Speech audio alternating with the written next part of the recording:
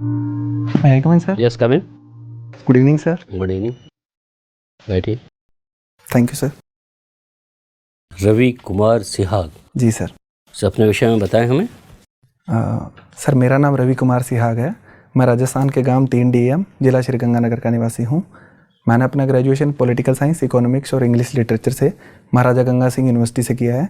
उसके बाद से मैं सिविल सर्विसेज की प्रिपरेशन कर रहा हूं. सर मैं एक साधारण मध्यम वर्गीय कृषक परिवार से संबंधित हूं. मेरी कुछ आकांक्षाएं हैं और कुछ उपलब्धियां हैं और कुछ पर मैं काम कर रहा हूँ. सर आपकी क्या आकांक्षाएं हैं और क्या उपलब्धियां हैं, कुछ बताएंगे हमें? सर मेरी आकांक्षा है कि मैं अल्पकालिक आकांक्षा तो है कि सिविल सर्वेंट के रूप में काम करूं, और दीर्घकालिक है कि मैं एक अच्छे मूल्य के प्रति प्रतिबद्ध व्यक्ति के रूप में स्मृतिशेष रहना चाहता हूं. और उपलब्धियों के तौर पर सर मैंने अपनी जो पारिवारिक जो प्रतिबद्धताएं हैं और कर्तव्य है उनको बखूबी निभाया है. साथ में मैंने अपनी पढ़ाई भी की है. सर आपने ग्रेजुएशन किया है रवि जी 2015 में. जी सर. और आज हम 2019 में आ गए हैं. उसके बाद आपने क्या किया 15 से 19 तक? सर मैंने 15 में ग्रेजुएशन करके सर 1 साल तो मैं घर पे रहा था. कुछ घरेलू कार्य होते हैं जैसे सिस्टर की शादी वगैरह, तो उसके सर जिम्मेदारी मेरे पे थी. तो वो करने के बाद में सर घर वालों ने मुझे सिविल सर्विसेज के लिए तैयारी करने के लिए भेजा. और उसके बाद में मैं सर 2 साल मैंने तैयारी की और 18 में अटैम्प्ट दिया था. सर लेकिन आपको लगता नहीं आपका फॉल बैक प्लान क्या है? अगर नहीं होता है आपका सिविल सर्विसेज में चयन, तो फिर आप क्या करेंगे? सर मैं अगर सिविल सर्विसेज में पूरी मेहनत के बाद अगर चयन नहीं होता है तो सर मैं कृषि के क्षेत्र में कुछ करना चाहूँगा. जैसे मैं किसानों के लिए कुछ NGO खोलना चाहूँगा, या फिर अगर सरकार कोई लोन देती है तो मैं एक जो इंस्ट्रूमेंट है उसका पूल बैंकिंग खोलना चाहूँगा. सर आपको नहीं लगता है आपके पिताजी एक खेतिहर हैं, सालाना आमदनी 50,000 के आसपास ही है? जी सर. तो आपका ये कर्तव्य बनता था कि फाइनेंशियली आप फादर को सपोर्ट करें. आप बड़े हो गए हैं और इस मृग मरीचिका में आप पड़े हुए हैं. सिविल सर्विसेज नहीं हुआ तो? सर वैसे मुझे खुद पर इतना विश्वास तो है कि सर मैं अगर इस प्रयास में नहीं होता है तो मैं 2 अगले प्रयासों में इसको कर लूँगा. अगर नहीं होता तो सर जो भी कृषि के क्षेत्र में जितने भी नवाचार हो रहे हैं उसमें सरकार अनेक रियायतें देती है सर. और छोटे किसानों के लिए भी अनेक अवसर हैं, जैसे सूक्ष्म सिंचाई, लघु सिंचाई, या फिर अन्य जैसे पुलिंग है, फार्मर प्रोड्यूसर ऑर्गेनाइजेशन है. तो उसके स्तर पर मैं प्रयास करूँगा. सर आपको लगता नहीं है कि आपका सपना जो है वो बहुत ही वैरिड है, मतलब पेंडुलम की तरह है? एक तरफ आप अपने को सिविल सर्वेंट के रूप में इमेजिन कर रहे हैं, दूसरी तरफ एक आप आम खेतिहर के रूप में अपने को इमेजिन कर रहे हैं. ये कैसे आप सामंजस्य रखते हैं इस 2 प्रोफेशन में? सर सामंजस्य ये है कि जो सिविल सेवा है वो अत्यंत विविधता वाली सेवा है. तो इसमें सर किसानों का कल्याण भी शामिल है. तो अगर मैं इसमें जाता हूँ तो मेरा जो जो दूसरा लक्ष्य है वो भी पूरा हो जाएगा. और अगर सिविल सर्विस में जाने का मौका नहीं मिलता है तो सर दूसरे बैकअप प्लान के रूप में मैं ये करना चाहूँ. सिविल सर्विसेज की क्या विशेषताएं हैं जिन्होंने आपको आकर्षित किया? सर मैं किसान पृष्ठभूमि से हूँ, और हमारे किसानों में जितनी भी समस्याएं होती है, जैसे सर पानी की जो वाराबंदी है उससे रिलेटेड, या नहर से पानी की चोरी होती है उससे रिलेटेड, तो सर किसान लोग हैं वो कलेक्ट्रेट में जाकर ज्ञापन देते थे. तो इस कारण से मेरा आकर्षण इस सेवा में हुआ. लेकिन बाद में इसके बारे में मैंने और पढ़ा, इसके कार्यों के बारे में, विविधता के बारे में, इसके वेतन भत्तों के बारे में. तो सर मेरा आकर्षण स्वाभाविक था, और उसके बाद में मैंने सर इसके लिए तैयारी चालू की. धन्यवाद. अच्छा ये बताइए, सरदार पटेल को बिस्मार्क ऑफ इंडिया क्यों कहा जाता है? सर जैसे बिस्मार्क ने जर्मनी की जो विखंडित रियासतें थी उन्हें मिलाकर एक अखंड और एकल जर्मनी का निर्माण किया था, वैसे ही सरदार पटेल ने हमारे देश की जो रियासतें थी उन्हें मिलाकर हमारे भारत का निर्माण किया था. सर कितनी रियासतें थी? सर एग्जैक्ट मुझे नहीं पता, लेकिन 560 के आसपास थी. सर अच्छा, अभी सरदार पटेल क्यों न्यूज़ में है? सर उनकी मूर्ति का निर्माण कराया गया है, स्टैचू ऑफ यूनिटी का, गुजरात में. तो इस कारण. कहाँ पे है? गुजरात में किस जगह पर है? सर ये नर्मदा नदी के पास में है. सर कोई पहाड़ पे है क्या? किसी हिल पे है? सॉरी सर, मुझे हिल का. वहाँ पर कोई डैम भी है? सॉरी सर, कोई dam? Sir Sardar Sarovar dam. Sardar Sarovar dam है. अच्छा, ये लोग ये कह रहे हैं जो भाई ठीक है इससे आर्थिक विकास तो होगा, लेकिन इससे मानवीय अधिकारों का उल्लंघन होता है और साथ ही साथ पर्यावरण के खिलाफ भी है. बताइए.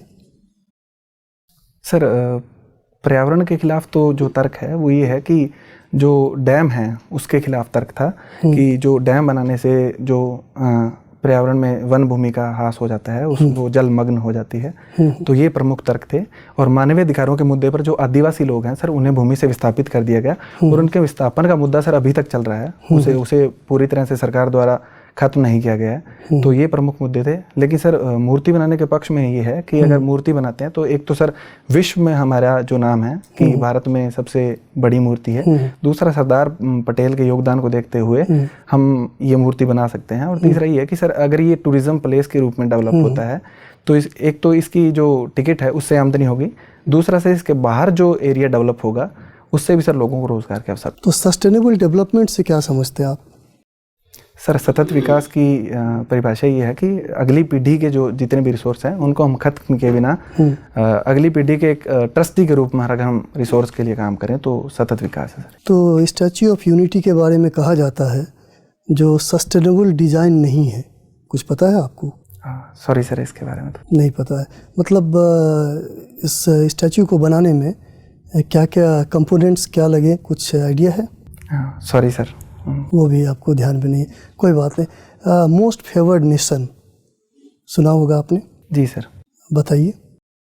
सर मोस्ट फेवर्ड नेशन जो WTO के प्रमुख प्रिंसिपल है उसमें है कि आप किसी एक नेशन को मोस्ट फेवर्ड नेशन का दर्जा नहीं दे सकते, और सबके लिए जो शुल्क हैं चाहे सीमा शुल्क हो या ट्रेड बैरियर्स जो भी हैं, टैरिफ या नॉन टैरिफ, वो एक समान रखने पड़ेंगे। तो मोस्ट फेवर्ड नेशन आज भी न्यूज़ में था, कल भी न्यूज़ में था, पाकिस्तान के संदर्भ में। जी सर, बताइए। सर मोस्ट फेवर्ड नेशन, इसका कुछ असर पड़ा पाकिस्तान पर मोस्ट फेवर्ड नेशन का? बहुत बड़ा असर अगर हम उम्मीद करते हैं तो वो तो नहीं पड़ेगा, लेकिन हाँ कुछ ये है कि पाकिस्तान से जो भारत में वस्तुएं आती है उन पर अगर हम हैवी ड्यूटी इम्पोज करते हैं। पता चला है जो 2 वस्तुओं पे 200% ड्यूटी लगाई गई है। जी सर। बताइए उसके बारे में। सर तो उन वस्तुओं की आवाजाही कम हो जाएगी। कौन सी वस्तुएं हैं? सॉरी सर, मुझे वस्तुओं, चलिए कोई बात नहीं। आपके पिता कृषि से संबंधित है। जी सर। और साथ ही अगर आप इसमें अगर सक्सेसफुल नहीं होते हैं तो आप भी कृषि की ओर जा सकते हैं, जैसा अभी आपने कहा। जी सर। तो अभी अंतरिम बजट में कृषि से संबंधित क्या बातें कही गई हैं? सर 3-4 प्रावधान है। पहला तो ये है कि किसानों को सर 6,000 रुपये वार्षिक मिलेंगे, जो कि 2-2 की 3 किस्तों में दिए जाएंगे। ठीक है। एक प्रावधान है कि जो मछली पालन और पशुपालन है उसके लिए अलग कोष सृजित किया जाएगा ताकि इनको भी हम किसान क्रेडिट कार्ड के थ्रू ऋण व्यवस्था से जोड़ सके। तीसरा सर जो कामधेनु बोर्ड की स्थापना की जाएगी, तो उसके थ्रू सर जो देसी गाय हैं उनका नस्ल संवर्धन किया जाएगा जो किसानों के लिए। अच्छा, किन किसानों को ये 6,000 दी जाएगी? कोई इसके लिए शर्त है क्या, कंडीशन है?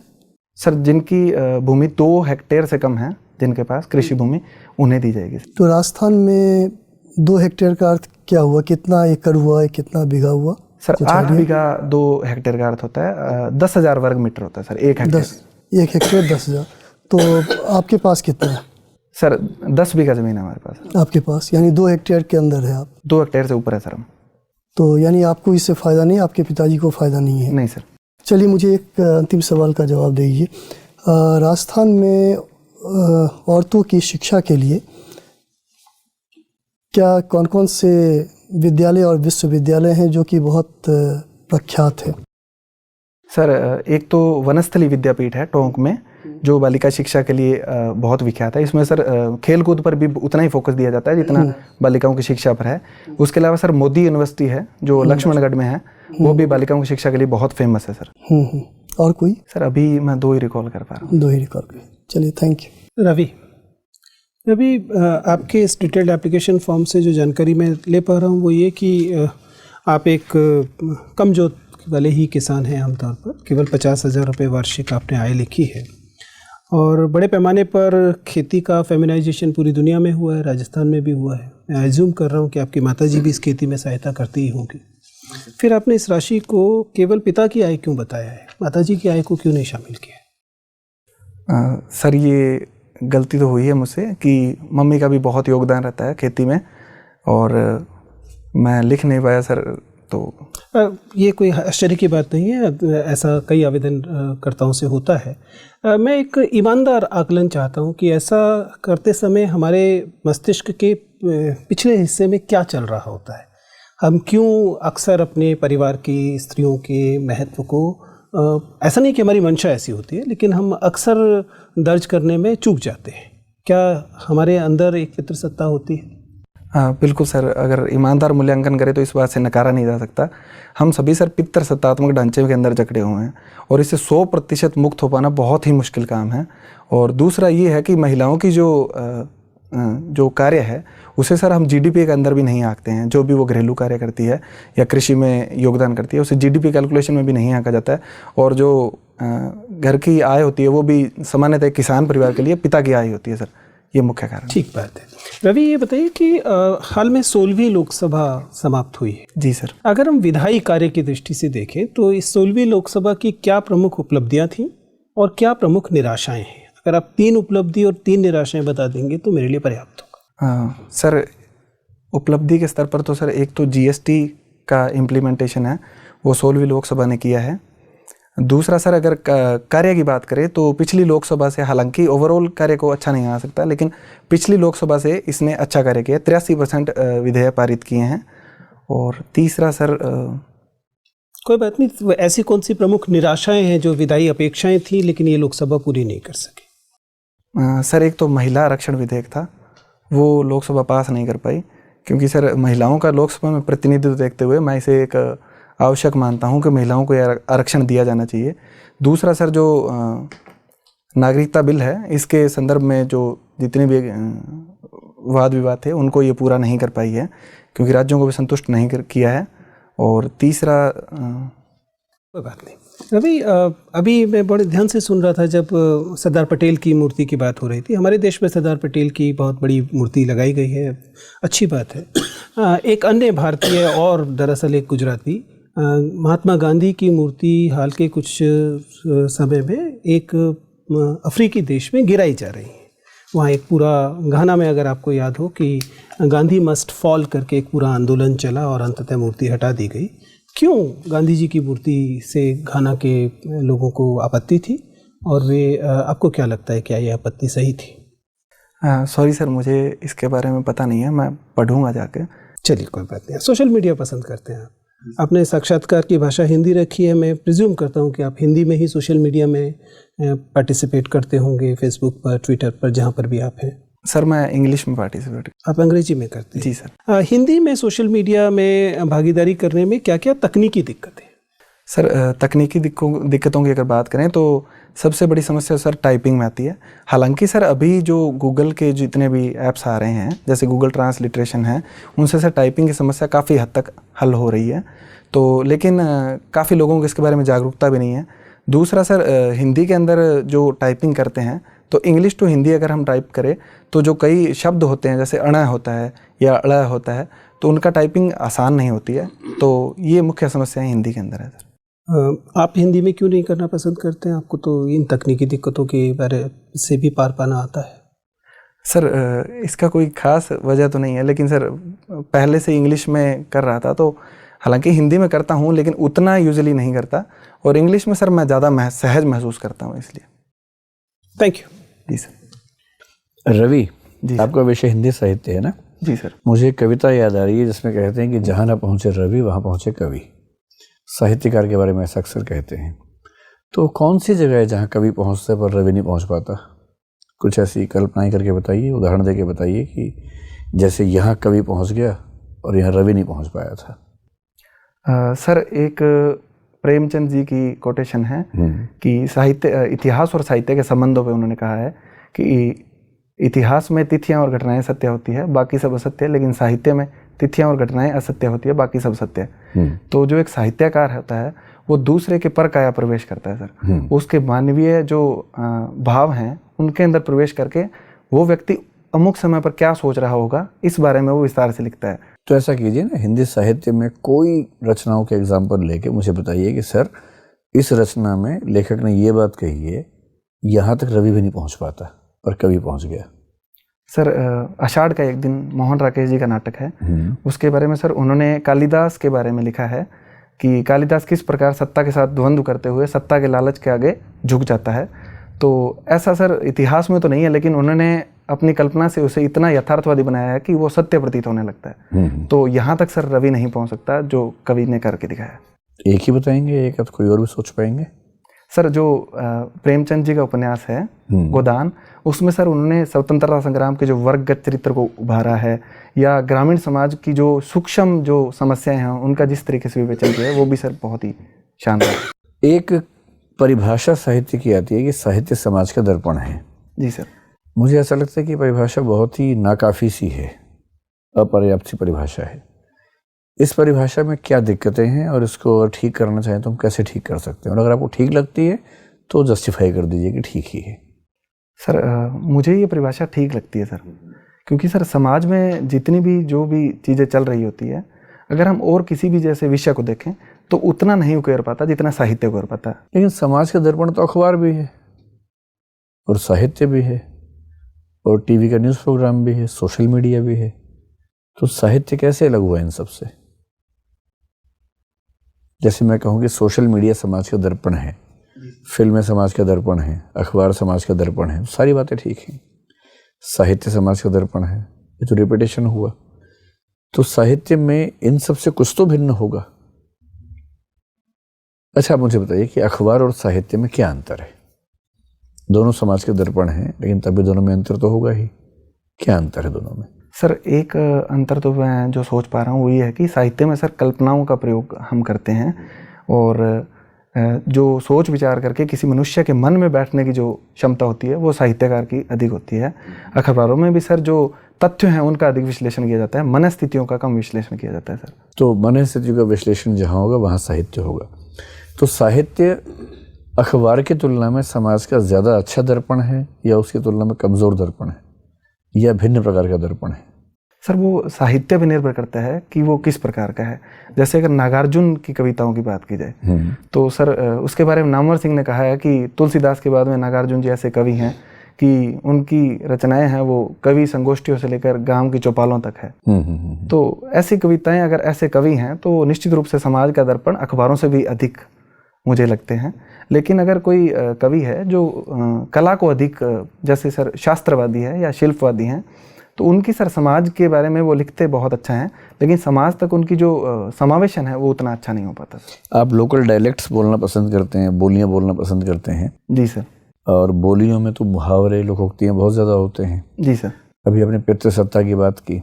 जी सर। ऐसा कहा जाता है कि लोक भाषा में, मुहावरों में, लोकोक्तियों में अक्सर सोशल बाइसेस खुल के सामने आती हैं। बिल्कुल सर। जैसे महिलाओं के खिलाफ, दलितों के खिलाफ, अश्वेतों के खिलाफ जितनी कहावतें होंगी उतनी कहावतें पुरुषों के खिलाफ नहीं होंगी, ब्राह्मणों के खिलाफ नहीं होंगी या ऊंची जातियों के खिलाफ नहीं होंगी। जी सर।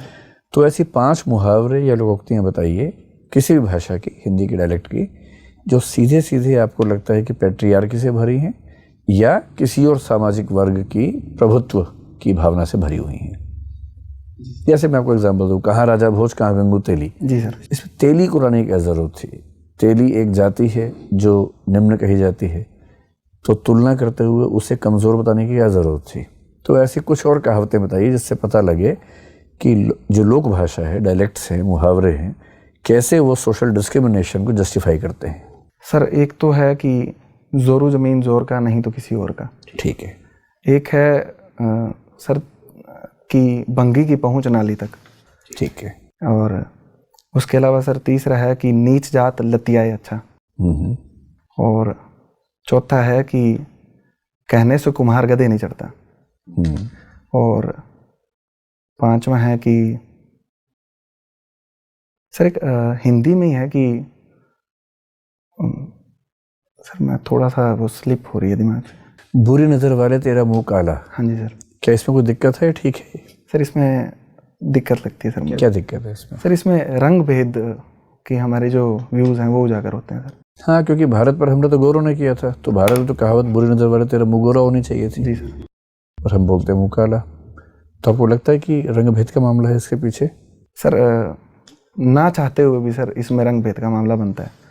आप लोकल जो बोलियों की बात कर रहे हैं, तो राजस्थानी भी एक भाषा है या बोली है, उपभाषा है, जैसा भी आपको ठीक लगे। और ये डिमांड खूब चल रही है कि राजस्थानियों को भाषा का दर्जा मिलना चाहिए। ऐसा दर्जा मैथिली को मिला है कुछ साल पहले, मतलब हिंदी की बोलियों में से जिसको हम कह सकते हैं। तो राजस्थानी को भाषा का दर्जा मिले या ना मिले, पहले तो ये बताइए आपकी राय क्या है। और दूसरा, अगर मिले तो राजस्थानी कौन सी राजस्थानी को मिले? राजस्थानी तो अपने आप में कोई एक ढांचा है नहीं, तो किसको राजस्थानी माना जाएगा?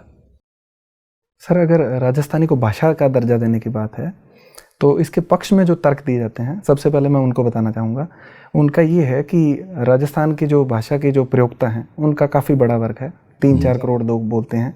दूसरा है कि इसमें साहित्य की प्रचुर मात्रा है। प्राचीन काल से लेकर मोहनोत, नैन्सी, सूर्यमल मिश्रण जैसे रचनाकार राजस्थानी, और इसके अलावा सर विजयदान देथा जी है, उन्होंने काफ़ी लिखा है। लेकिन सर इसके बारे में विपक्ष में तर्क ये है कि सबसे पहले तो सर राजस्थानी की 4 बोलियां हैं उपभाषा की, मारवाड़ी, मेवाड़ी, ढूंढाड़ी और मेवाती।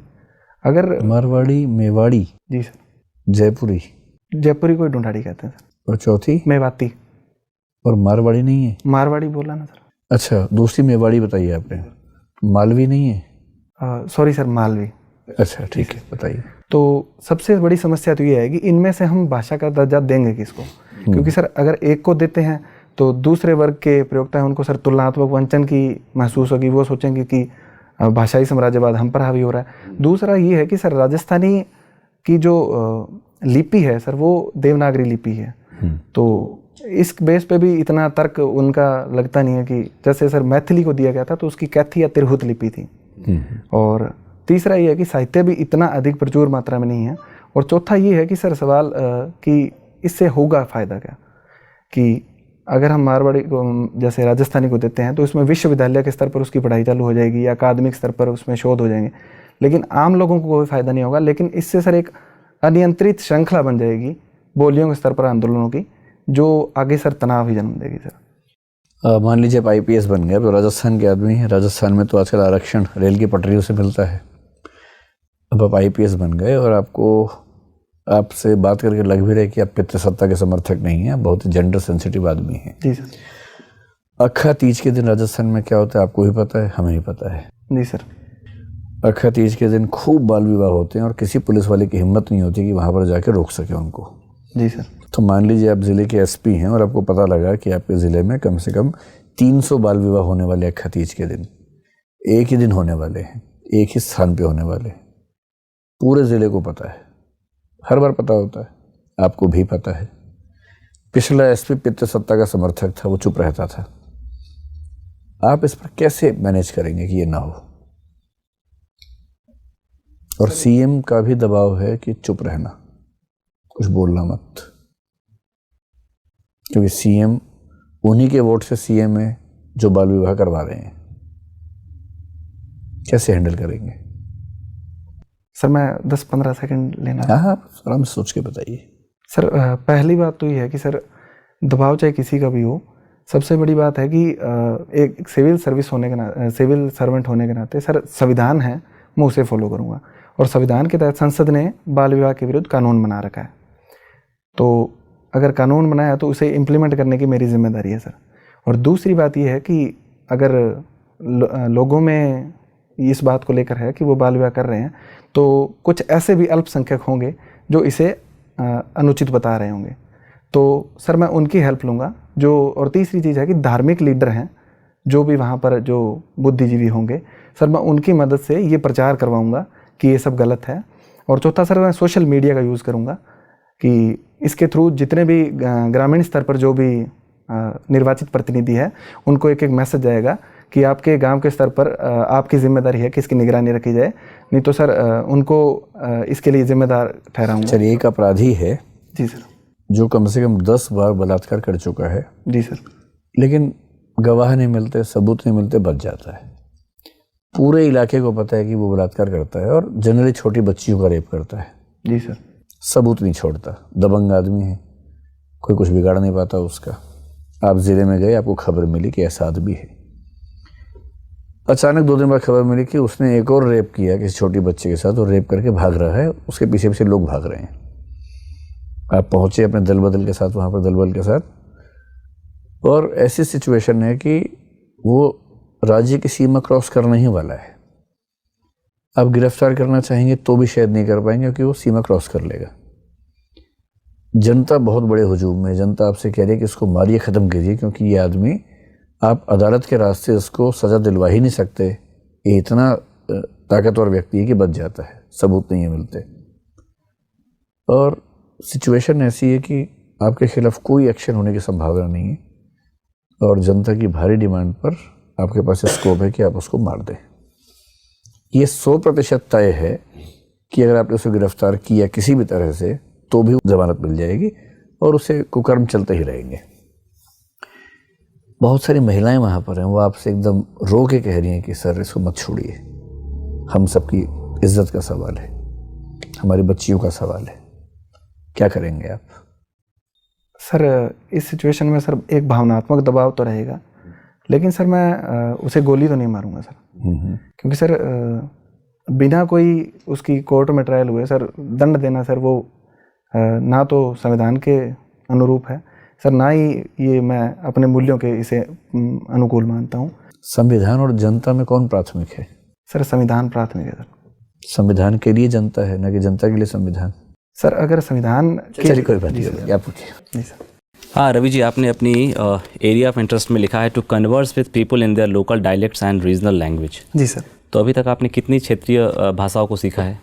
सर मैं राजस्थानी के 3 डायलेक्ट्स या 4 डायलेक्ट्स बोल सकता हूँ, उसमें से सर 1-2 डायलेक्ट समझ भी लेता हूँ, बोलने में दिक्कत है। इसके अलावा पंजाबी मैं बहुत अच्छे से बोल सकता हूँ, हरियाणवी बहुत अच्छे से बोल सकता हूँ, और अवधी है वो सर मैं अच्छे से समझ तो आपने विशेष रूप से मेंशन नहीं किया है कि आप राजस्थान और हरियाणा की जो क्षेत्रीय भाषाएं हैं उसमें कंफर्टेबल है। अगर आप कल उड़ीसा जाते हैं और वहाँ लोगों से आपको बात करना पड़े और 1 साल का आपका स्टे है, तो पहले तो आप भाषा सीखेंगे फिर बात करेंगे, तो फिर मुझे थोड़ा सा अनरियलिस्टिक सा लगा कि आपने लिखा है कि रीजनल लैंग्वेजेस में ही बात करना आपको अच्छा लगता है, अदरवाइज़ आप बात नहीं करेंगे, ऐसा है क्या? माफ़ कीजिए सर, थोड़ा मैं स्पेसिफाई करना इसको भूल गया था, लेकिन सर अगर मुझे उड़ीसा जाने का मौका मिले तो सर मैं इसे बहुत अच्छा अवसर समझूंगा, क्योंकि मुझे एक नई भाषा सीखने को मिलेगी और सर मैं बहुत जल्दी सीख जाता हूँ भाषा।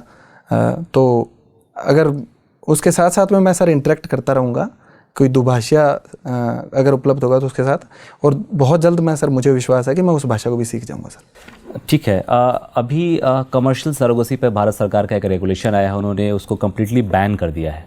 जी सर। कुछ लोगों का मत है कि बिना स्टेक होल्डर्स को ऑन बोर्ड लिए हुए इस तरह का डिसीजन अच्छा नहीं है। जैसे कि कई महिलाएं हैं जो सरोगेसी में एक्टिव पार्टनर के रूप में पार्टिसिपेट करती है और वही उनके जीविका का साधन है। उनके पुनर्वास की प्रॉपर व्यवस्था किए बिना सरकार ने निर्णय लिया, आपको लगता है कि जस्टिफाइड है? आप समझ पा रहे हैं? जी सर। सर पहले ये कमर्शियल सरोगेसी बैन नहीं थी, लेकिन उसके बाद में कुछ केसेस ऐसे आए कि लोगों ने सरोगेसी करा ली लेकिन बच्चा लेने से इनकार कर दिया। सर ये बहुत ही अनैतिक था, तो इस बेस पे सरकार का ये निर्णय था। सर उनकी जो जीविका का मुद्दा है सर, उन्हें और भी रोज़गार दिया जा सकता है, लेकिन जो बच्चा जन्म लिया है और जो माता पिता ने उसको लेने से इनकार कर दिया, तो सर उसकी जिम्मेदारी की बड़ी दिक्कत थी। तो सर मैं इसके समर्थन में हूँ कि कमर्शियल सरोगेसी को बैन किया जाना चाहिए, और अगर उसे जारी भी रखा जाता है तो कुछ काफ़ी रेगुलेशन के साथ में रखा जाना चाहिए। अच्छा, अभी आजकल देख रहे होंगे जम्मू एंड कश्मीर में पहले जो स्टूडेंट्स होते थे, यूथ होते थे, वो पत्थरबाजी करते थे, अब एक्टिवली फिदाइन के रूप में आके हमला कर रहे हैं। आपको लगता है कि भारत सरकार की जो पॉलिसी थी कश्मीरियों को मेन स्ट्रीम में इंटीग्रेट करने के लिए, स्पेशली यूथ को, वो कम्प्लीटली फेल हो गई है? जो ट्रस्ट डेफिसिट कम करने की जो योजना थी वो कारगर सिद्ध नहीं हुई, अब हम लोग उनको अपने पास नहीं रख पा रहे हैं। ये जो इंसिडेंट पुलवामा का हुआ है वो उस पॉलिसी का फेलियर है? माफ़ कीजिए सर, एक तो ये है कि कश्मीर के सभी लोग जो सभी हुए वो फिदाइन नहीं हुए हैं, अभी भी अनेक युवा हैं जो आतंकवाद की कड़ी निंदा करते हैं और उसके पक्ष में नहीं बोलते हैं। दूसरा ये है कि सर भारत की जो पॉलिसी है उसे मैं कंप्लीट फेलियर नहीं कहूँगा, मैं ये कहूँगा कि मिलिट्री गवर्नेंस और सिविलियन गवर्नेंस है उसका तालमेल उतना अच्छा नहीं हो पाया है और आज तक नहीं हो पाया है। क्योंकि अगर मिलिट्री किसी क्षेत्र में कोई कार्रवाई करके शांति स्थापित करती है जो कि एक अस्थायी होती है, उसके बाद में सिविल गवर्नमेंट का ये जिम्मेदारी बन जाती है कि वो उस जगह पर जाकर सोशल इंफ्रास्ट्रक्चर और इकोनॉमिक इंफ्रास्ट्रक्चर को मजबूत बनाए। अगर ये उचित तरीके से नहीं हो पा रहा है तो ये हमारी एक तरीके से सर फेलियर मैं मान सकता हूँ। आप अगर चीफ इलेक्शन कमिश्नर हैं और आप देख रहे हैं कि जम्मू एंड कश्मीर में जो अलगाववादी लोग हैं उनके संरक्षण के लिए कुछ राजनीतिक पार्टियां भी बढ़ चढ़ के हिस्सा ले रही हैं। इलेक्शन कमिश्नर के रूप में क्या आप कोई दंडात्मक कार्रवाई करेंगे उन पॉलिटिकल पार्टीज़ के विरुद्ध? सर अगर इस बात के प्रूफ हैं तो दंडात्मक कार्रवाई मैं करूंगा सर, क्योंकि इलेक्शन कमिश्नर का ये मेन ड्यूटी है कि वो फ्री इलेक्शन कराए। तो उन पर एक तो पुलिस बल तैनात किया जा सकता है और उन पार्टियों पे भी कुछ एक्शन लिया जा सकता है कि उनको कोई नोटिस भेजा जा सकता है या उन्हें वार्निंग दी जा सकती है कि आप इस प्रकार की कार्रवाई बंद करें। अगर फिर भी नहीं मानती है तो सर इलेक्शन को एक तरीके से या तो पोस्टपोन किया जा सकता है थोड़े टाइम के लिए, या फिर उन पार्टियों पे कुछ एक्शन लिया जा सकता है सर। अच्छा, मॉडल कोड ऑफ कंडक्ट के बारे में सुना है आपने? जी सर। क्या है ये? सर ये model code of conduct sir कोई भी जैसे राजनीतिक पार्टी है या ब्यूरोक्रेसी है, सबका सर अलग अलग होता है कि उन्हें क्या करना है क्या नहीं करना है, इस बात की एक संहिता होती है सर। तो क्या कारण है कि इसको लीगल बैकिंग नहीं मिला है अभी तक? सर इसमें मुख्य समस्या है कि कई जो प्रावधान होते हैं वो सर ऑब्जेक्टिवली हम डिफाइन नहीं कर सकते, कि जैसे नॉन पार्टीशनशिप का है तो इसके सर ना तो ऑब्जेक्टिवली डिफाइन कर सकते हैं, ना इसके हमें पर्याप्त मात्रा में सबूत मिल सकते हैं। तो अगर लीगल बैकिंग दे देंगे तो सर इसके दुरुपयोग का भी खतरा बढ़ सकता है सर, उन पे एक्शन है वो उसका दुरुपयोग बढ़ सकता है सर। जी सर। रवि जी। जी सर। अभी मैं सुन रहा था आपको, आपने कहा कि नई भाषाओं को सीखने में आपको कोई कठिनाई नहीं होती है। जी सर। आपका चयन हो जाता है प्रशासनिक सेवा में या पुलिस सेवा में। जी सर। और आपकी प्रतिनियुक्ति नागालैंड में हो जाती है। जी सर। आप अभी यंग हैं, बैचलर हैं, वहाँ एक नागा लड़की से आपको प्यार हो जाता है। जी सर। और इट्स अ कंप्लीट लव, आप चाहते हैं उससे शादी हो, वो चाहती है आपसे शादी हो। आपने भाषा सीख ली है, आपको कन्वर्स करने में कोई दिक्कत नहीं हो रही है वहाँ। अब समस्या ये है कि जब ये प्रस्ताव आप अपने पेरेंट्स को लेके आते हैं, जो कि राजस्थान के एक एग्रीकल्चरल क्षेत्र से आते हैं, वो साफ मना कर देते हैं कि तुम्हें चुनना है इस लड़की के बीच में और हमारे बीच में। न हम उस लड़की का भाषा जानते हैं, न उसकी वेशभूषा, बड़ा वेस्टर्नाइज ड्रेस पहनती है, वेस्टर्न आउटफिट्स पहनते हैं वहाँ लोग, बर्मीज़ ड्रेस पहनते हैं, आभूषण भी काफ़ी पहनते हैं, ये पसंद नहीं है। और आपको चॉइस है कि क्या करें, अब अपने लव को चुने आप या अपने पेरेंट्स को चुने, अपने कर्तव्य को चुने। There is a clash between your love and your responsibility. तो क्या चूज़ करेंगे आप और क्यों? सर सबसे पहले तो मैं इसमें बातचीत का विकल्प चुनूंगा। वो कहते हैं ना कि बात करने से ही बात बनती है। तो जो मेरी प्रेमिका है सर, मैं उसे कुछ ऐसे शब्द मेरी भाषा के सिखाऊंगा, क्योंकि वो तो यंग है सर, वो सीख सकती है। वो नहीं सीखना चाहती है, बोलती मैं नहीं सीखूंगी तुम्हारी भाषा। नहीं, भाषा मैं सीखने का नहीं कह रहा हूँ, वो कुछ ऐसे शब्द हैं जो कम्युनिकेट करेगी। सर डेफिनेटली वो मेरे से प्यार करती है, उसके साथ मेरे साथ रहना चाहती है, तो उसकी भी एक रिस्पॉन्सिबिलिटी बनती है कि वो मेरे माता पिता के साथ बात करे और उन्हें थोड़ा सेटिस्फेक्शन दे, क्योंकि वो सर बुजुर्ग हैं अभी। उनके समझने की जो प्रोसेस है वो उतनी अधिक नहीं होगी जितना वो यंग के तौर पर समझेगी। तो उसे कुछ ऐसी चीज़ें मैं उस ऐसी भाषा में कुछ ऐसे वर्ड सिखाऊंगा ताकि वो जब मेरे माता पिता से कम्युनिकेट करे तो उन्हें अच्छा महसूस हो। दूसरा सर, अगर मैं उससे मिलाने के लिए लाऊंगा तो उसकी वेशभूषा में थोड़ा सा चेंज कर सकता हूँ कि वो उसकी और हमारी साइड का कुछ मिक्सचर। उसका तो फ्रीडम है, वो चॉइस भी आप नहीं देंगे उसे कि क्या पहने वो, क्या ओढ़े वो आप वो फ्रीडम नहीं देंगे उसे? नहीं सर, ऐसा कुछ नहीं है कि मैं उसकी फ्रीडम छीन रहा हूँ, लेकिन सर अगर प्यार करते हैं तो थोड़ा तो कॉम्प्रोमाइज़ कर ही सकती है जब उनसे मिले। तो अब रिश्तों में अगर हम फ्रीडम की बात करने लगेंगे तो सर फिर कैसे चलेंगे? तो थोड़ा सा कॉम्प्रोमाइज़ करेंगे, कोई फैशन डिज़ाइनर या कोई दर्जी से ऐसे कपड़े बनवाए। नहीं लगता है कि आपको चाहिए कि अपने पेरेंट्स की रिस्पॉन्सिबिलिटी के खातिर, पेरेंट्स के खातिर अपने प्यार को छोड़ दें? सर अगर दोनों में बैलेंस हो सकता है तो मैं वो ट्राई करूँगा ना। अगर बैलेंस ना हो पाए तो किसे चुनेंगे आप, अपने प्रेम को या अपने पेरेंट्स को? सर मैं पेरेंट्स को चुनूँगा। अंतिम क्वेश्चन रवि जी, आप 7 पर्यायवाची शब्द बताएं रवि का। सर सूरज, भानु, दिनकर, दिवाकर, रवि, सूर्य और भास्कर। चलिए, बहुत बहुत धन्यवाद रवि। Thank you sir. आपका इंटरव्यू समाप्त होता है।